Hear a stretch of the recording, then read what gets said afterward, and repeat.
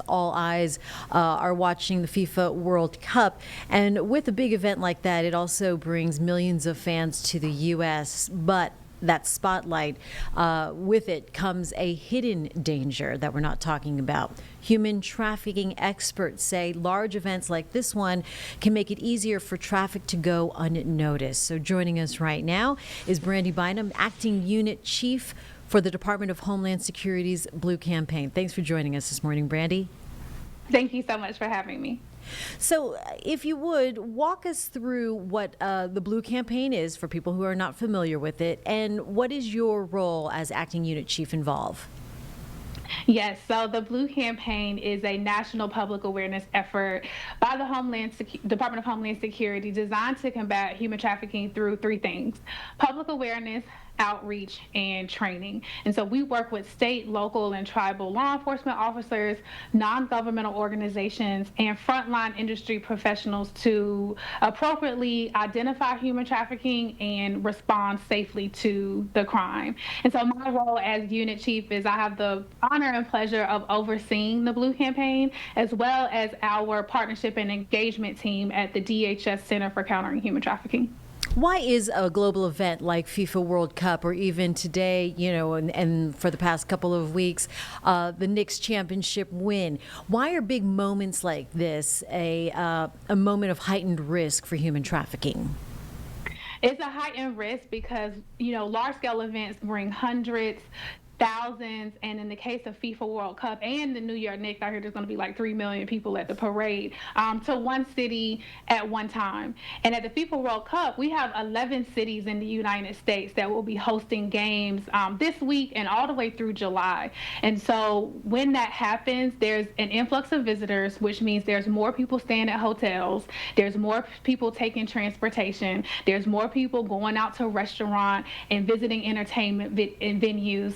And so when that happens and there's an increase in economic activity, that allows for traffickers to come into a city to prey on vulnerable individuals, as well as have these trafficking schemes going on, because people are less likely to be paying attention because they're there for that large scale event.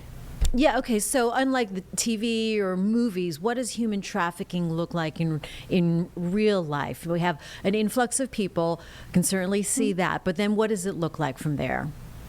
I'm so glad you asked that question because TV doesn't always get it right. So the federal definition is when someone uses force, fraud, or coercion to obtain some type of commercial sex act or labor. So that can look like different things depending on the person. I do want to note that human trafficking doesn't have a face. It happens to men, women, and children. And so we want people to be diligent in knowing that human trafficking is happening in the United States, and it can look like a loving relationship.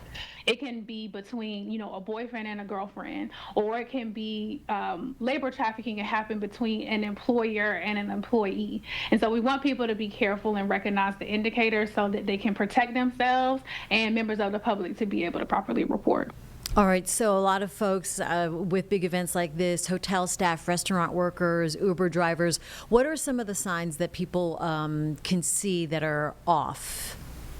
Yeah, so one is if someone isn't dressed properly for the weather, that can be an indicator. Someone who is disheveledly dressed, right?